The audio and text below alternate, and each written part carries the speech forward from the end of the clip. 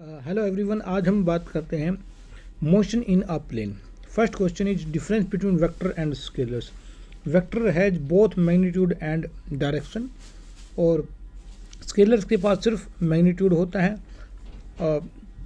Vector की जो second point है उसको कैपिटल लेटर से हम लिखते हैं। सपोज पी के ऊपर कैपिटल लेटर आर और एस और इनके ऊपर एरो डाल दिया, और जो स्केलर है वो स्मॉल लेटर से पी आर एस इस तरीके से लिखे जाते हैं।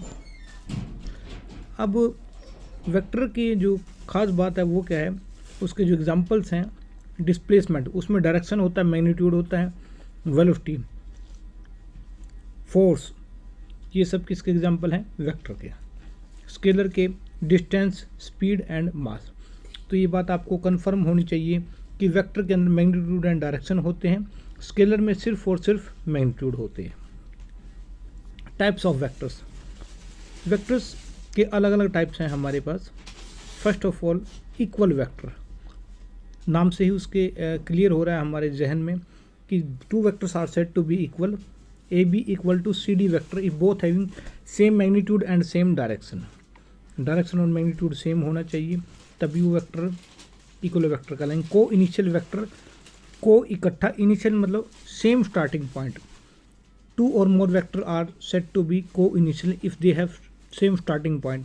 आप डायग्राम में देख पा रहे हैं कि ओ ए, ओ बी, ओ सी, ओ डी, ओ ई ये सभी को इनिशियल हैं क्योंकि एक ही स्टार्टिंग पॉइंट है इन सभी का, तो इनको को इनिशियल वेक्टर हम कह सकते हैं। अगले क्वेश्चन की ओर चलते हैं। कोप्लेनर वेक्टर, कोलिनियर सॉरी पहले। कोलिनियर वेक्टर क्या है? जो एक ही लाइन में हो, जो वेक्टर्स जो हैं एक ही लाइन में हैं, वो 5, 7, 8, 10 जितने भी वेक्टर हैं वो सभी के सभी एक ही लाइन में हो, डायरेक्शन उनकी कोई भी हो सकती है, they are called collinear vector. And next is coplanar vector. Two और more vector said to be coplanar. अगर वो एक प्लेन में है, अब वो एक ही लाइन एक्सिस पे आ रहे थे कोलिनियर एक्स से, मगर इसको बताने के लिए मैं एक्स और वाई दो प्लेन की जरूरत पड़ेगी। पोजीशन वेक्टर, नाम से ही पता लग रहा है, पोजीशन वेक्टर वो वेक्टर होता है जो हमें किसी वेक्टर की पोजीशन बताता है। सपोज ये पॉइंट ए है, ये बी है और ये पॉइंट सी है। इनकी जो ओरिजिन से जो पोजीशन है वो इनका पोजीशन वेक्टर है। ओ ए, ओ बी और ओ सी ये क्या कहलाएंगे? इनके पोजीशन वेक्टर। आई थिंक सभी को ये क्लियर होगी टर्म। अब अगला है रिजल्टेंट वेक्टर। रिजल्टेंट वेक्टर दो या दो से अधिक वेक्टर का जो रिजल्ट आता है उसको क्या बोलते हैं? Resultant vector. अब मान लीजिए हम 8 यूनिट फोर्स एक साइड से लगा रहे हैं और 5 यूनिट एक साइड से, तो इनका रिजल्टेंट क्या आएगा? 8 - 5, क्योंकि एक की डायरेक्शन अपोजिट है। 3 यूनिट, जो 3 यूनिट क्या कहलाएगा? रिजल्टेंट। हम ऐसे भी कर सकते हैं, सभी के फोर्स एक ही डायरेक्शन में, 8 यूनिट, 2 यूनिट एंड 3 यूनिट। तो अब एक ही डायरेक्शन में फोर्स लग रहे हैं, सब 8 + 2 + 3 = 13 न्यूटन जो आया वो हमारे पास रिजल्टेंट वेक्टर आ गया। ओके वेल, अब हम मोस्ट इंपॉर्टेंट टॉपिक की बात करते हैं, unit vector. Unit vector is that vector which having unit magnitude. Unit का मतलब एक, और वो कैसे आएगा? अगर उस वेक्टर को उसी के मैग्नीट्यूड से डिवाइड कर दें तो हमारे पास क्या आ जाता है? Unit vector. अब एक वेक्टर ले लिया हमने 2i - j + 4k। अब इसका यूनिट वेक्टर कैसे निकालेंगे? पहले हम क्या करते हैं, इसका मैग्नीट्यूड निकाल लेते हैं। तो ऐसे लिख सकते हैं हम √x² + y² + z²। X Y Z क्या है? जो i j k के कॉफिशेंट्स हैं उनको लिखा हमने। तो 2 का स्क्वायर प्लस -1 का स्क्वायर और k क्या है? 4 का स्क्वायर हो गया। तो क्या आंसर आ जाएगा? √4 + 1 + 16, तो कितना गया? 21। और सॉल्व जब हम इसको करेंगे तो क्या आंसर आ जाएगा? 2i - j + 4k / √21। फिर मैं बता रहा हूँ 2 कहाँ से आया? i देखो 2 से मल्टीप्लाई है, j देखो किससे? -1 से, और k किससे है? 4। यहाँ से ये वैल्यूज आई, ये आप समझ जाएंगे तो आसान हो जाएगा काम। Next question, a = i - j - 5k। फिर वही फॉर्मूला कैप लगा देंगे हम, vector divide by its magnitude. Magnitude को आप मॉडल इस तरीके से भी लिख सकते हैं। अब हम क्या करेंगे? अब 1 इसका जो मैग्नीट्यूड क्या है, ये कॉफिशेंट क्या है? 1 प्लस -1 का स्क्वायर प्लस -5 का स्क्वायर। ये i j की जो वैल्यूज़ है वो यहाँ पर रख दी हमने। फिर 1 + 1 + 25, तो हमारा आंसर कितना होगा, अंडर द रूट 27। ये क्या आ गया, मैग्नीट्यूड। अब मैग्नीट्यूड के बाद आप क्या करेंगे, सबसे इंपॉर्टेंट हमारे पास क्या मैग्नीट्यूड निकालना है। ए वेक्टर था i minus J minus 5k, तो मैग्नीट्यूड के लिए 1 का स्क्वायर प्लस माइनस 1 का स्क्वायर प्लस माइनस 5 का स्क्वायर अंडर रूट 27 आ गया था। और यूनिट वेक्टर निकालने के लिए vector divide by its magnitude. अब i minus J minus 5k divide by under root 21, तो ये आंसर आ जाता है हमारे पास। इसमें मेरे ख्याल अब आपको कोई भी प्रॉब्लम नहीं होनी चाहिए, आप समझ गए होंगे कि ये कैसे हम इसकी वैल्यूज़ निकाल रहे हैं। नेक्स्ट है एडिशन ऑफ वेक्टर्स, और जो इस टॉपिक को आप ये नाम रखें addition of vectors in straight line, तो ज़्यादा अच्छा रहेगा। तो इट्स कम्यूटेटिव, कम्यूटेटिव का मतलब A plus B vector equal to B plus A vector, मतलब चाहे पहले ए में बी ऐड कर दो चाहे बी में ए, आंसर विल बी सेम। ये होता है कम्यूटेटिव का मतलब। एसोसिएटिव का मतलब क्या होता है, ए वेक्टर प्लस बी प्लस सी, मतलब ए प्लस बी प्लस सी, तीन के लिए एसोसिएटिव होता है। किसी तरीके से आप उनको जोड़ दें, पहले 2 को जोड़ दिया, तीसरा जोड़ दिया, और फिर क्या करें हमने, पहले 2 3 को जोड़ दिया, पहला जोड़ दिया, अगर आंसर सेम आता है तो उस प्रॉपर्टी को क्या बोलते हैं हम लोग, कम्यूटेटिव। सिंपल सी बात क्या है, कम्यूटेटिव में 2 होते हैं उनको किसी ऑर्डर में जोड़ दें, और एसोसिएटिव में 3 होते हैं उनको किसी ऑर्डर में आप जोड़ दें।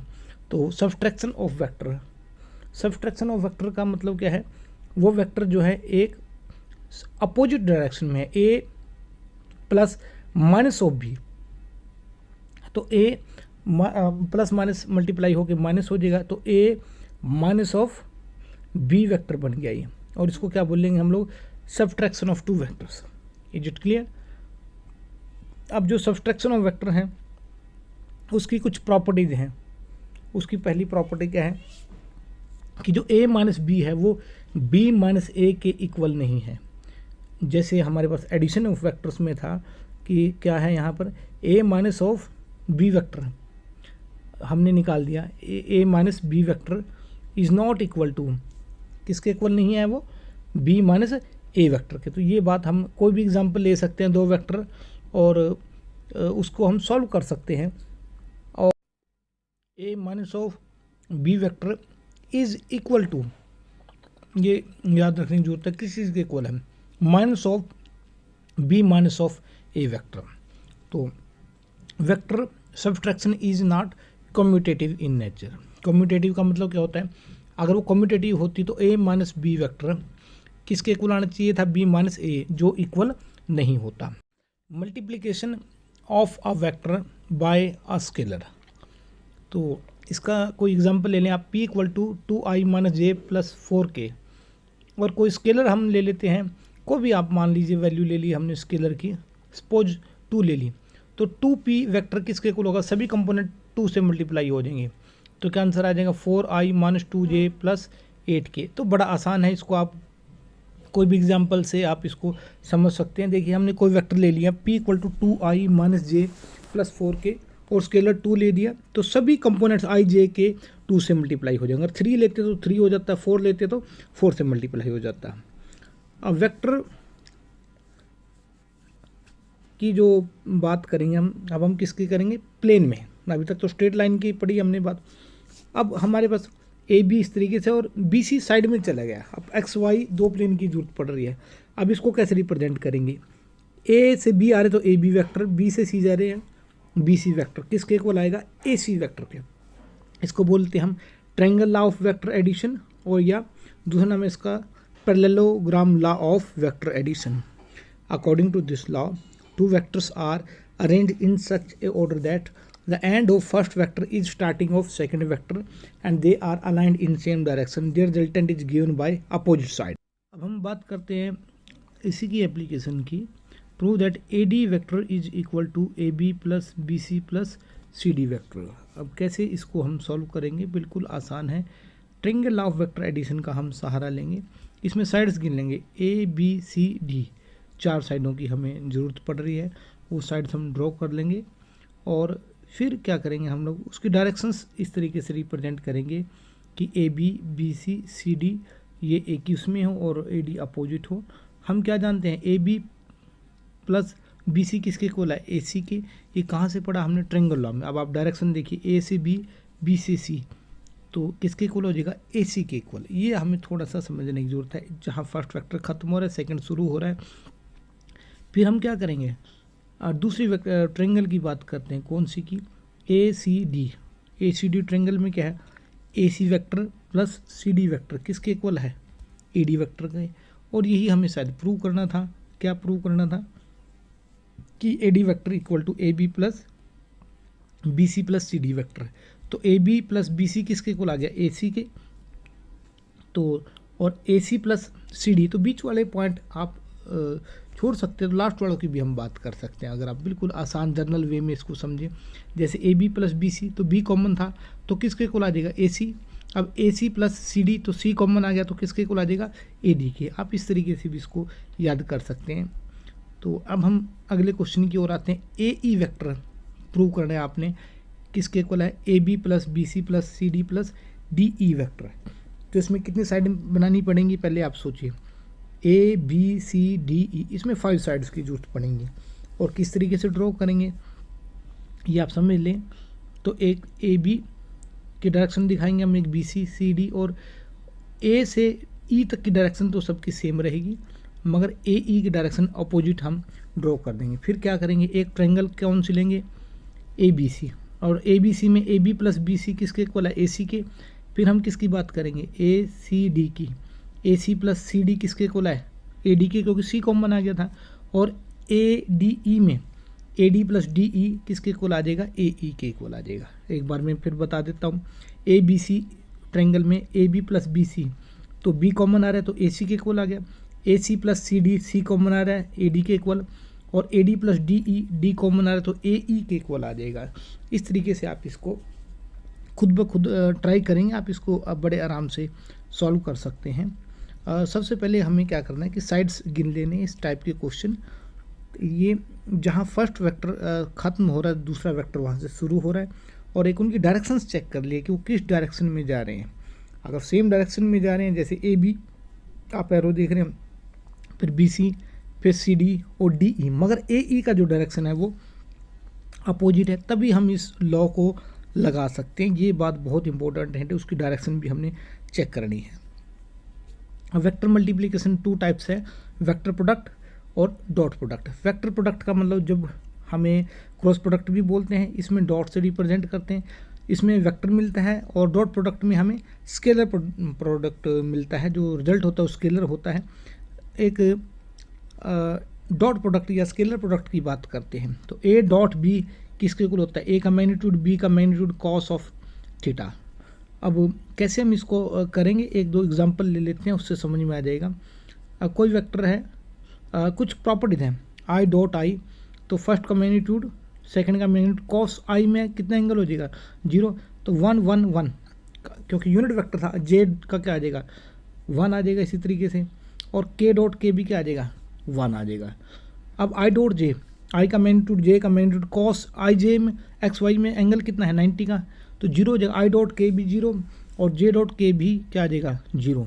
मतलब एक बात हमारे समझ में आ गई है, वो क्या कि सेम कंपोनेंट को जब हम मल्टीप्लाई कर रहे हैं तो आंसर 1 आ रहा है। जैसे I dot I 1, J dot J 1, के डॉट के 1, मगर आई डॉट जे से 0 आ रहा है, जे डॉट के से भी 0, के डॉट आई या आई डॉट के एक ही चीज़ है, के डॉट जे लिख लो या जे डॉट आई लिख लो, अपोजिट को मल्टीप्लाई करने से, डॉट प्रोडक्ट करने से 0 आ रहा है, सेम को डॉट प्रोडक्ट करने से 1 आ रहा है। जब हम इस बात को अपने जहन में रखेंगे तो हम बहुत सारे न्यूमेरिकल्स बड़ी आसानी से सॉल्व कर सकते हैं। फिर मैं बात बता रहा हूँ, I dot I, J dot J, के डॉट के, इन तीनों की वैल्यू 1, और अपोजिट को जब भी हम मल्टीप्लाई करें अलग को, मतलब आई डॉट जे या जे डॉट के, उससे 0 आंसर आ रहा है। अब एक और क्वेश्चन हम देख लेते हैं इस पे ट्राई करके। अब हमने कोई भी क्वेश्चन अपनी तरफ से लिख लिया, A vector equal to 2i minus J plus 8k और B vector equal to i plus J minus 2k, तो ए डॉट बी किसके इक्वल होगा। अब यहाँ ध्यान दीजिए, -2 हो जाएगा, मल्टीप्लाई -1 -16 -19 यूनिट। अब ये कैसे आया, आप इसको ध्यान से देखिए। ए वेक्टर की बात करें हम 2i minus J plus 8k, और बी वेक्टर है माइनस आई प्लस जे माइनस 2k। तो i को i से मल्टीप्लाई करेंगे 1, j को j से करेंगे 1, k को k से करेंगे 1, और दूसरे किसी से मल्टीप्लाई करेंगे 0।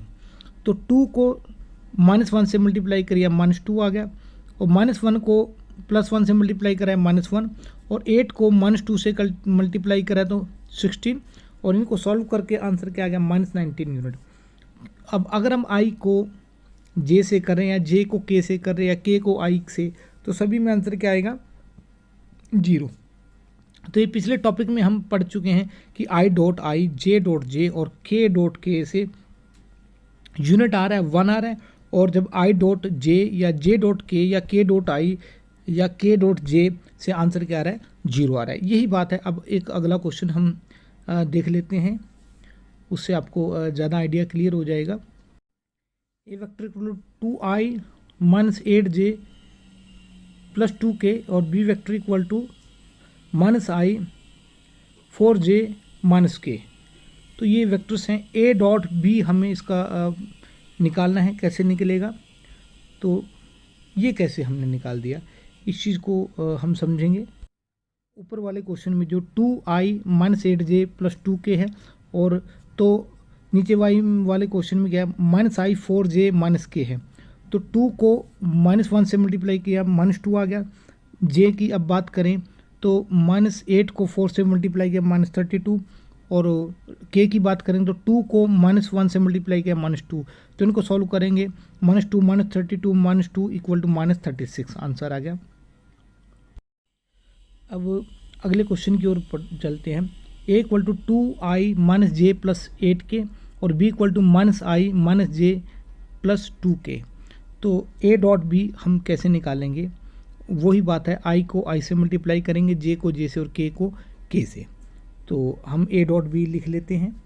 क्या आंसर आएगा -2 + 1 + 16, और क्या आंसर आ जाएगा 15 यूनिट आंसर आ गया। अब कैसे आए, 2 को -1 से किया -2, माइनस को j वाले को मल्टीप्लाई किया +1, और +8 k का था और 2 था, तो कितना आंसर आ गया 16, और ये सॉल्व करके हमारा 15 आंसर आ जाता है।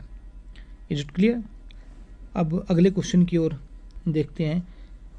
इसमें थोड़ी सी अंडरस्टैंडिंग की बात है, अगर आप थोड़ा सा ध्यान से समझेंगे तो चीज़ें बड़ी आसान हैं। 2 vectors are said to be perpendicular to each other if a dot B is equal to 0। ये बात बहुत इंपॉर्टेंट है। 2 वेक्टर को हम क्या कह सकते हैं, परपेंडिकुलर वेक्टर कह सकते हैं अगर a डॉट बी 0 के इक्वल आता है। इसके भी काफ़ी सारे न्यूमेरिकल्स हमारे पास दिए हुए हैं। तो अब हम क्या करेंगे, पेपर में क्या दे रखा होगा, a की वैल्यू दे रखी होगी कोई वेक्टर की, और b का वैल्यू दे रखा होगा, और कह दिया कि परपेंडिकुलर है। तो उस कांस्टेंट की वैल्यू कैसे निकाल सकते हैं हम, a डॉट बी को 0 के इक्वल रखकर। Thank you.